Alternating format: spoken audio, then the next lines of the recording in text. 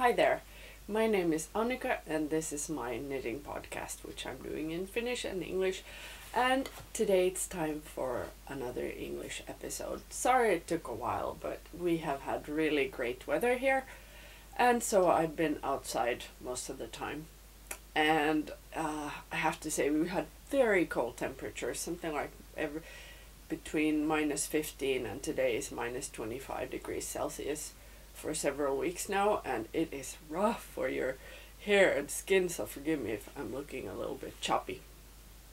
Also, our house is very old and it's becoming increasingly difficult for me to stay warm inside because I have problems with circulation in my feet and hands, and I feel like my feet have been cold for many weeks now. I keep having to take warm baths and I'm not used to doing that. It feels like I'm wasting a lot of water, but anyway. So this episode is going to be about color, and I'm going to start off with a little bit of color theory, and then I am going to show you snippets of the outdoors that I've been doing little videos with my phone, and just to show you what it's like around here this time of year. So it's about mid-February 2021, and yeah, beautiful weather. The snow is just offering this endless base for color to form, and I'm going to talk about that a bit later. But if you have seen my Finnish episode about color theory and the color wheel, you might want to skip that part. But anyway, here we go. Hey, so it's Friday afternoon. I got off work a little bit early today, so I biked up here on top of another hill, kind of on the north side of our town, and it's really pretty up here. It's about 3:30 p.m. and the sun is just setting. It's just dipping below the horizon. There's this really cool peachy pink color up in the treetops, and the sky is really blue, and the snow has just turned these millions of shades of pastel lilacs, and it's really pretty. You can see that orange. I'll post some pictures. But anyway, there's this really cool orange shade that's reflecting across the snow. That's literally like the last rays of sunshine right there.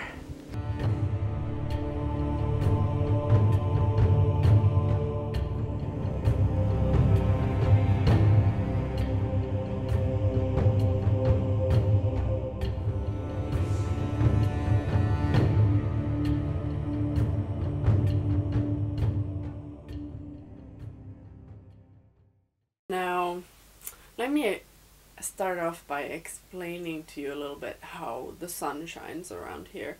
I told you that we have these very long dark polar nights when the sun doesn't almost shine at all, so we have these long several month long period of dark blues and a lot of like cold pinks in the sky,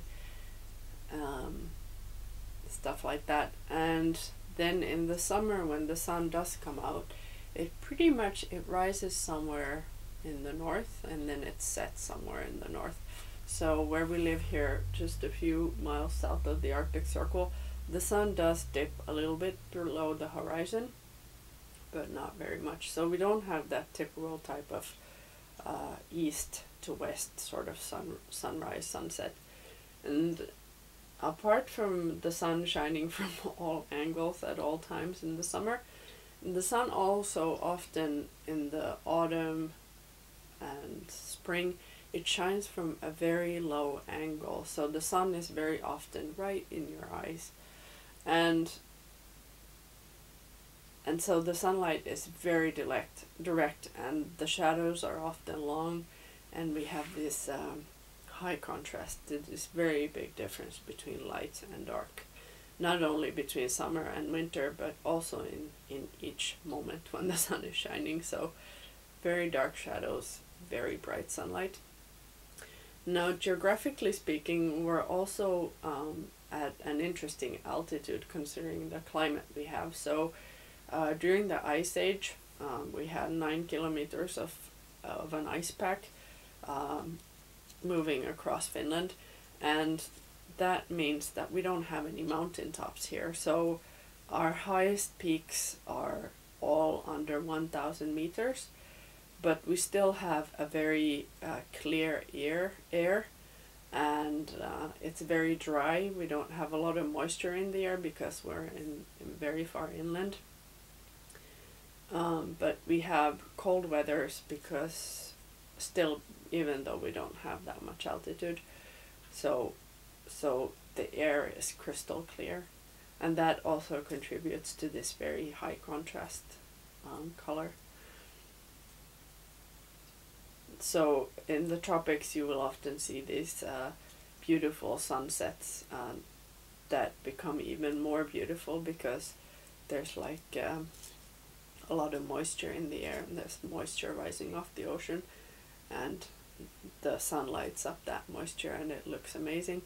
But here it's very little moisture. Now in the winter, of course, color is light and light is color, and so in the winter when everything is white, and I mean white, we have very pure snow, very little impurities in the air. Even the highways are completely white because the cars have been driving in cold, dry, clean snow for months on end, so there's not much dirt coming off of them. So there's white everywhere, and this white base provides an amazing playground for color to just turn any imaginable shade. And even though, and if you imagine, for example, if you were in a forest or on dry land, the sun or the light would always be absorbed into the foliage in a way where it doesn't really reflect much light. But when you're in a snowy landscape and there is light, even just moonlight, the whole landscape becomes this reflecting surface, and all of the snow around will be reflecting the light and whatever color shade you get. And also with the sunsets, because we have this north to north sunshine almost, the sunsets are very long. So a Hawaiian sunset, I remember I have some Alaskan friends, and Greg went to Hawaii once, and everyone had been telling him that just wait till you see one of our sunsets, and he'd watch the sunset on Hawaii, and after 30 minutes or something like that, he was like, well, that was great, but is it over already? In Alaska we have sunsets that last for hours, and that's true because the sun is moving at such a low angle.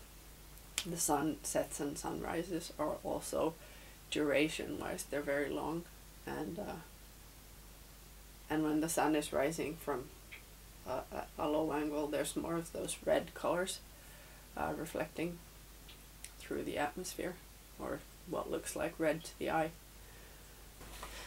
Also, right now is a brief moment when the sun is almost shining in through the window in my room, so the light may change a little bit through this video. I'm still struggling a lot with the techniques of doing video. Well, not struggling, but it just bothers me a lot with light, how I have to kind of balance with the lighting in my videos between natural light, which is cold, and then the indoor light, which tends to be a little bit warm, but try to ignore that and just be patient with me. So I don't know about other countries, but in Finnish primary schools they teach color theory, and so I did a little color wheel for you guys. So what color theory is based on is that we have 3 primary colors, which are red, blue, and yellow, and then when you mix these colors you get secondary colors which happen between these primary colors. So by mixing blue and yellow you get green, red and yellow, you get orange, blue and red, and you get purple and or violet. And if you want to have know the complementary colors, all you have to do is the complementary color of red is what you get by mixing blue and yellow. So the complementary color of red is green, the complementary color of blue is mixing red and yellow, so you get orange, and the complementary color of yellow is purple, which you get by mixing blue and red. Now when you have the color wheel laid out like this, you see the complementary colors are sort of opposite of each other. This one is a little bit off because I have two different kinds of purple here, a reddish purple and a bluish violet purple. But when you see them laid out like this, you see what the complementary colors are on the opposite side of the color wheel. So why I'm starting off with this and how it relates to my particular type of color knitting is that I like to use complementary colors a lot together. So for example, if I show you my most colorful sweater that I have, which is based on a lot of complementary colors coming together, this one is really very bright. I wanted to portray something with a little bit of northern lights and autumn colors, but the reason why I felt like this will create some kind of color harmony together is that they are all very cold shades. So all of these greens are coldish colors, and also this orange or this rusty brown is a cold version of orange. Had I used the warm orange with these colors, I think it would have popped a little bit too much for my taste. So instead, these blues and the turquoise, the teal here, makes this orange pop just enough, but not to be too obnoxious. Also, the sweater that I'm wearing right now, this one, I'll show you a little clip about it and where I've got my inspiration for it. But this one also is a mix of a very cold pink and a rather coldish blue. Okay, let's do it. There's a lot of deep snow here, but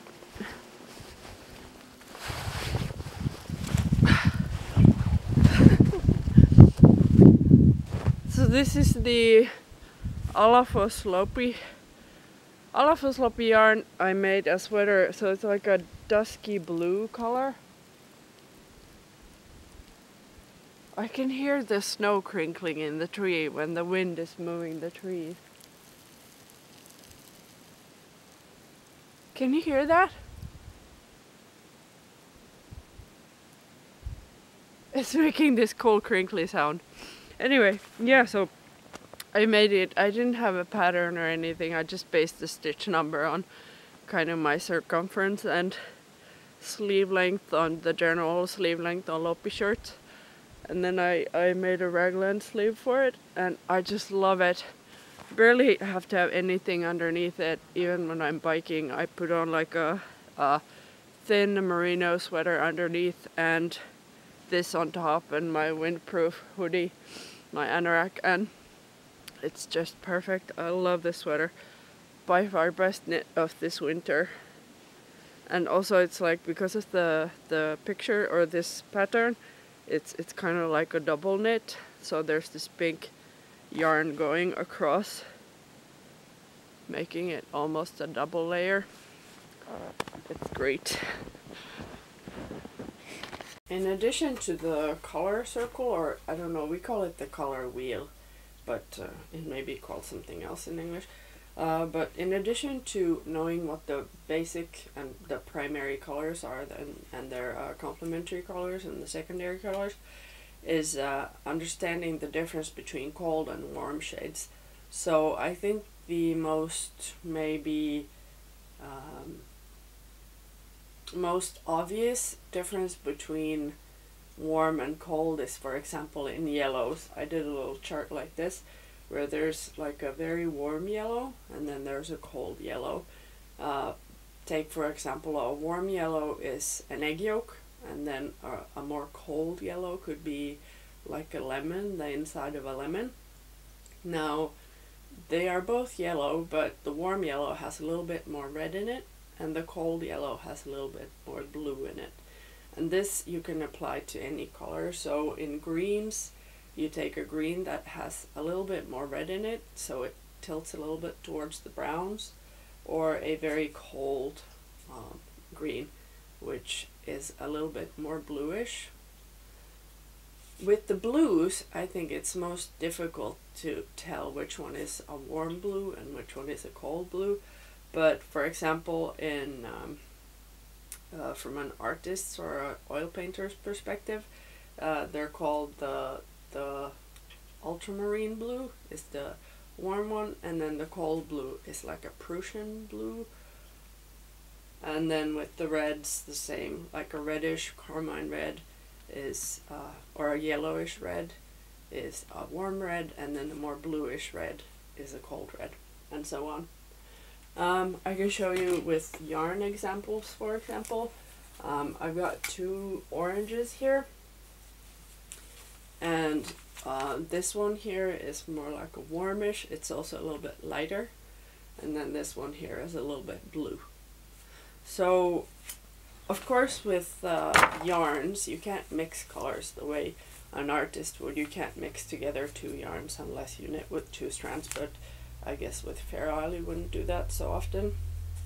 So the way you need to mix colors with yarn is just by putting them next to each other, and especially if you have a one stitch and one stitch, or very short stitch, or very short strands between the color switching, you can actually make it from a distance look like they are mixing a little bit. So you have to be clever about that.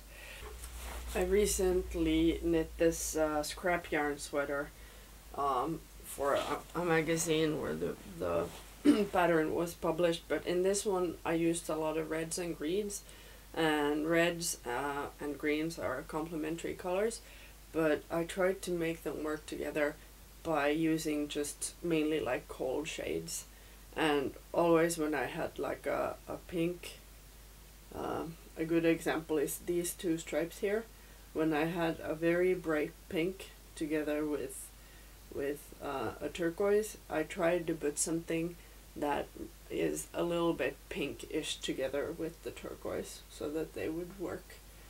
Same, for example, here, this very deep dark purple, to make it work with this lighter shade here, I added like a mix of yellow into both of them, and though they still clash a little bit in its entirety, I tried to make it work, and I think it succeeded.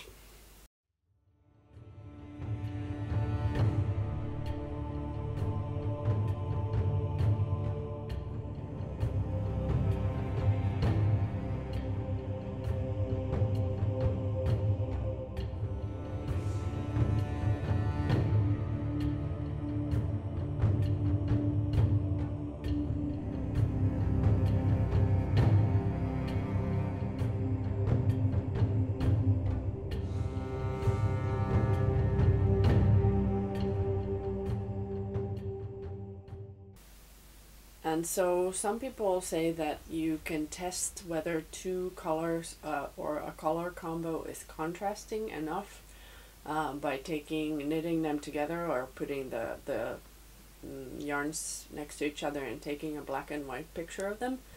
Though the black and white picture may show that they are not contrasting enough, if the colors are different enough by being complementary to each other, then it may still be a functioning combo. For example, if you took a black and white picture of this one, it would probably not show the pattern very much at all, because these are not contrasting in lightness or darkness, but they are contrasting to each other instead by being like complementary colors, if you know what I mean. Same thing with the sweater I'm wearing right now. I don't think these pinks would pop out that much in a black and white picture, but they are different enough to see or to show or to separate when looking at it in color. Now, I myself am not one to use a lot of blacks or whites. Instead, I like to use something, instead of a white, I try to use something like a cream color. And if I'm making a sweater in warm shades, I try to use something creamy. If I'm making a sweater that has a lot of blues, violets, instead of using white, I might use something like this, a very light lilac color, almost like a, I don't know what to call this color. It's called Milky Way in Lettlopi is the name of this colorway. I've also recently started experimenting with browns and beige, these kind of oatmealish colors, and I think I will do a lot more of that in the coming summer. I don't know why before I didn't know how to use browns, but now I'm starting to take a liking to them. But of course I'm still very much a color person, so I'm always tempted to mix them together with bright colors. So if, like I said, if you wanted to make a very harmonious color palette, you might go with something like this, but or the same side of the color wheel. Let me pick some colors here. I may take something like violet. So here I have a violet or a lilac, a bit of a smoky blue, a bit of a lavender, and a purple. And these could actually make like a really cool sweater together. But to make this more interesting, I would probably add a wild card, something like pink, just to make these colors pop a little bit more.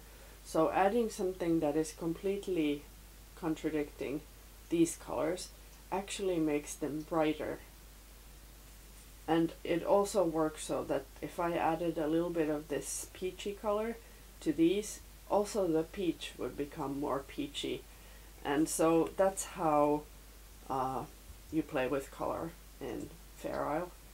You try to choose colors together that make each other, they lift each other up. If I were to use this together with like a green, if I wanted to add something green to these, I might take a teal, because this teal is also like a bluish shade. So this is still very harmonious. If I wanted to do a green that's a little bit more different from these blue shades, I might try something like this, but this to my eye actually doesn't really work. And I think that's because this is a very warm green and these are very cold bluish shades. So I might try a slightly colder green instead. No, I don't think that's quite right either. What if I had like a very dark green instead? This is like a bottle green. I think it's even called bottle green or sea glass green. This is like a very dark green. And because these colors are so and because this color here is so bright, this actually serves as kind of a black in this combo. So it's often tempting when you have like 4 or 5 different very colorful shades to add like a black to them. I don't think I even have a black.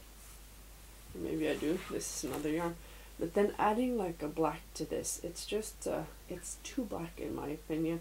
But if I wanted like a very clear dark shade with this, I would actually go with something like this.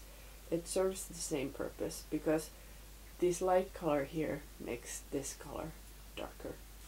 Same thing, I could do, I wonder, I used to have this very navy blue color here. Like a very dark navy blue could also kind of serve as a black color with these. Now, what about the complementary color of lilac or violet purple? Is, I'm gonna have to figure out the difference between violet, lilac, purple, and lavender. So what about the complementary color of these guys, which is orange? So here I have a very warm orange. Does this go together? I don't know. I don't think it does. That's because this also is a very warm color. It's got red in it, a lot of yellow. I don't think this works that well together. But what if I still really wanted to put orange into this? If I tried a cold orange instead, then this might be closer to working. This is actually a color that's probably dyed over like a medium dark gray melange color. And so this is a little bit better. Now if I wanted to tie this orange, this rusty color, even more to these lilacs and blues, I could probably add something that's kind of between orange and blue. And what's that? That's red. So red is a color that will tie these together. Now what kind of red might that be? I don't think it's gonna be this red. It might be like a wine red, maybe? I don't know. There's too many colors in this already. So I might, at this point, I might start ditching some of them. Now, one color that I might ditch from this would probably be this one. I don't know. I've actually set myself up with here. I set myself up with a very difficult color combo. I don't know if I could make this look good. But anyway, so what I would do is I would just kind of start taking some colors out, taking others in. This one suddenly looks way too blue next to these guys. Reds are some of the most difficult colors for me. I am not good with reds at all. Though I love the combo of green and pink, but reds I'm having a hard time with, especially something like this. And a Christmas red, oh, that's impossible for me. Hi, I just got out to this little lean-to. I can show it. I've got it right here behind me. And my bike's there as well. Today is a gray day, so it's really interesting conditions actually. It's I guess something what you would if it was more foggy or snowstormy, you would call it a whiteout. But it's not foggy at all, it's just gray. And so there is no color to be seen out there. Everything is just completely black and white. And even the pine needles look very not green, just very gray. I don't know if the white balance is probably messing up the shades a little bit, or the whiteness a little bit, so it may look more blue or yellow or whatever than it is. But it's as a person who loves color, this is definitely kind of an interesting situation for me. And it also, in some strange way, it works as a like a pattern palette or something, where I can just focus on the shapes and the blacks and the whites instead of too much thinking about color, and so I can dream up my own color versions of all of this.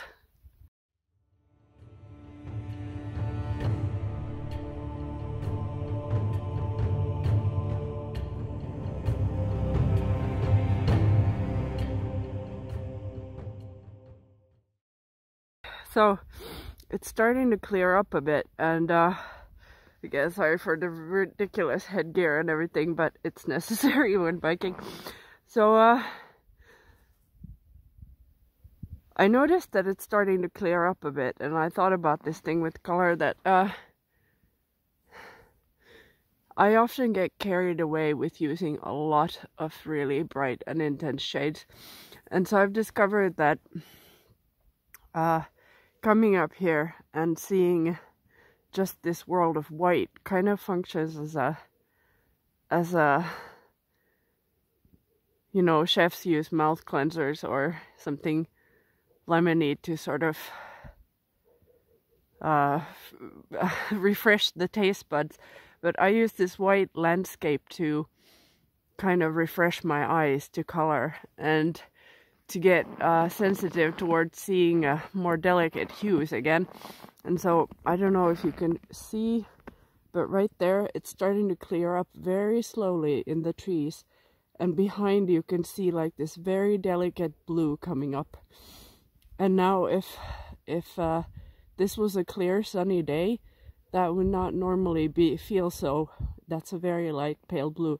It wouldn't normally feel so intense, but because it's been white and black all morning, it actually looks really intense and cool at the moment.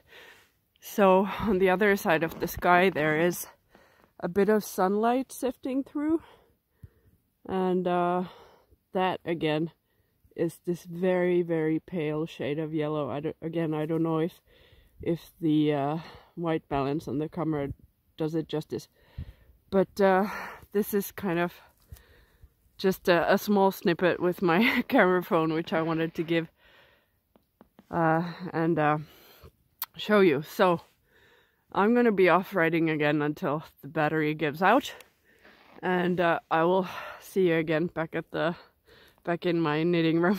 So let's take another approach. What if I wanted a very harmonious color combo like this? What if I, for example, had seen a landscape, some type of very, maybe like a field or something right before it starts blooming. Sometimes in May we have a lot of colors like this. If I wanted to make these guys into a Fair Isle sweater, they would be too close to each other to show any pattern. So I would have to start adding some contrasts to these guys. What I could do is take something that's a shade darker and bring that to the mix. I feel like this one is a little bit too dark, so I may even go for an in-between tone. I've tossed all of this yarn around me, so I have to be like, oh, where is everything? To these guys, I might want to add a mid-tone. Actually, this yarn I dyed myself, and I'm finding it's although I love this green, it's a very bright green. We see it sometimes in June, like a very bright popping green, like a moss green. I love it, but it's difficult to mix with other colors. But maybe with these guys it could work. It works kind of like a freshening component to these guys. Maybe this could be, maybe I could add something yellow to this. I don't know, this yellow is too warm in my opinion with these greens. It doesn't really look nice. What if I added like a more honey-like yellow? This could maybe go together. No, still a little bit too close. I try to keep my sweaters to about 5 colors. Only on very rare occasions do you have more than 5 colors. 6 colors is starting to be a bit much, and 7 I think I haven't even tried yet. But what if I might try something really crazy, adding maybe a pink, like a hot magenta pink with these. Could this work? maybe these are all kind of cold shades, but then again, if I added this to these guys, that would maybe kind of lose the original idea of my sweater, which was very natural. Although we have, I love in the summer when we have fields of clover, pink clover flowers, and they pop up in the middle of green. So that would then change the nature of this. But if I hold on to the idea of pink and take something a little bit less less obnoxious, I might take this pink. Maybe this could be something to go with. I actually love this. This is a good color combo. I have to take a picture of this. I'm currently in the process of designing several sweaters, and I'm kind of looking for ideas, but this looks wonderful. I mean, with these colors I have a honey that talks to this pink. There's something with these two that are kind of, they have something in common. I also have the two greens that relate well together, and then I have this beige brown shade here that's somewhere in between these two. And by putting these in just the right places in a sweater, I think that could be swell. Yeah. So yeah, that's kind of how I go about choosing colors for my sweaters. That's why one reason to justify a very big yarn stash is that I kind of want to, I need to have at least one yarn at home where I can kind of get that yarn shop experience where I just pull colors out of the shelf and put them together and see, how does this look together, how does this look together. Now of course sometimes I get requests from customers that they want specific colors in a sweater, and then they may say something like, I wanted to have turquoise, I wanted to have pink, and I wanted to have white or gray, and so on. And and then of course I need to fulfill their wishes, but sometimes I feel like I may need another color than something they said to tie the whole thing together. And what I then usually do before taking the order is I ask them that, is there a specific color that you really, really hate? So then I know to steer clear of that color and not put it in their sweater. And then I ask them that, what's your most favorite, or which color is the most important of these ones? And then I make sure to include that color in a very big way. And I think also that is I've been very lucky with my customers, is that they give me sort of artistic freedom in creating their sweaters. But of course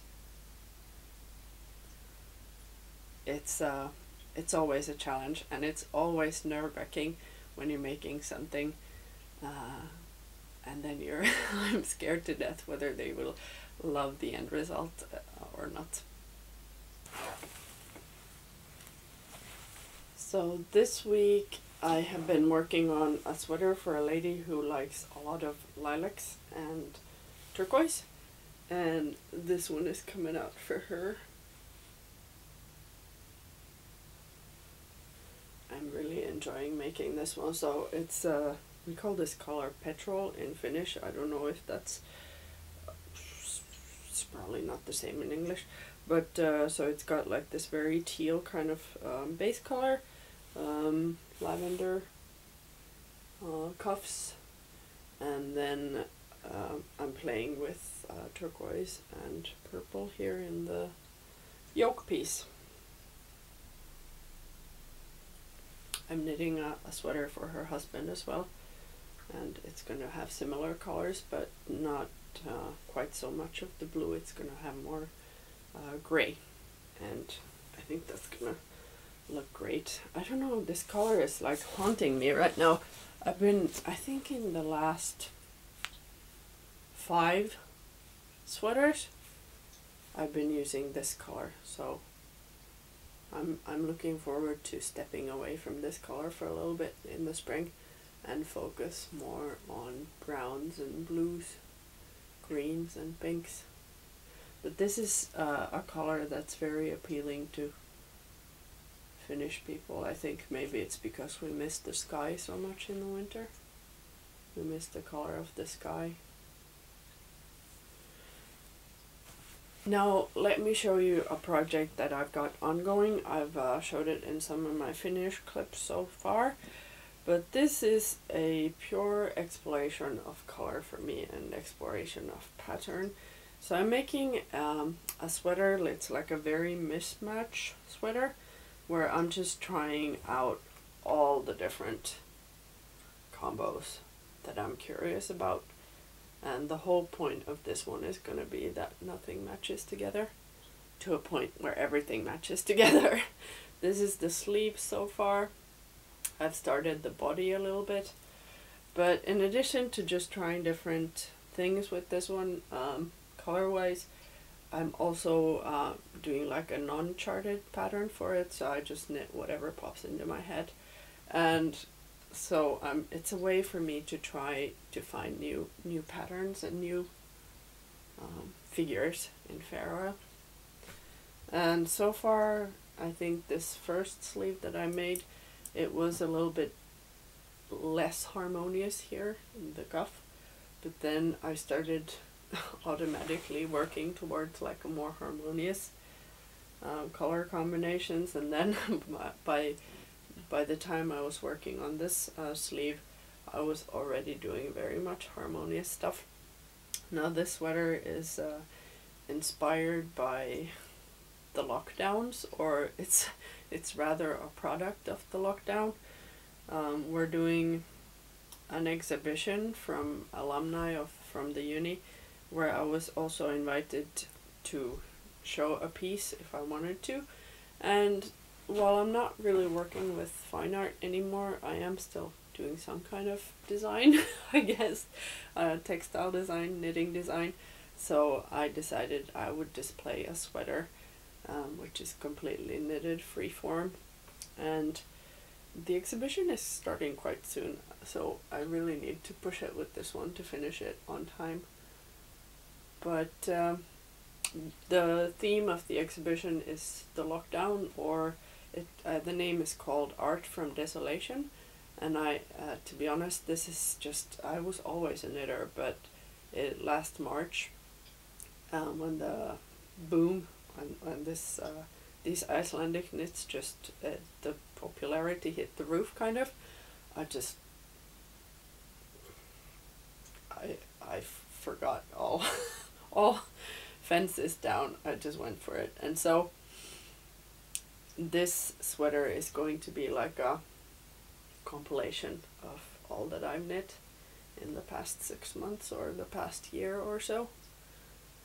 And yeah, we'll see how it goes. This one,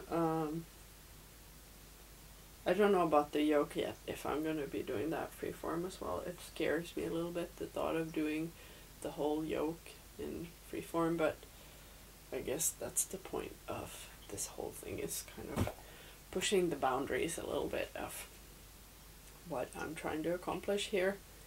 And while knitting is kind of controlled at times, or most of the time, you know what you're doing, you're coding, you're following a pattern, it tickles me a little bit to do something freeform and uncontrolled for a change. Now that wraps up my color episode for you today. I hope you got some food for thought, food for color thought, and that you enjoyed this. I will be doing more episodes when I get the chance to, and I can't wait to show you more of the world surrounding me here. Spring is coming fast, and as the temperatures get warmer, we get to film more outside. It's going to be great. So see you again. Bye bye.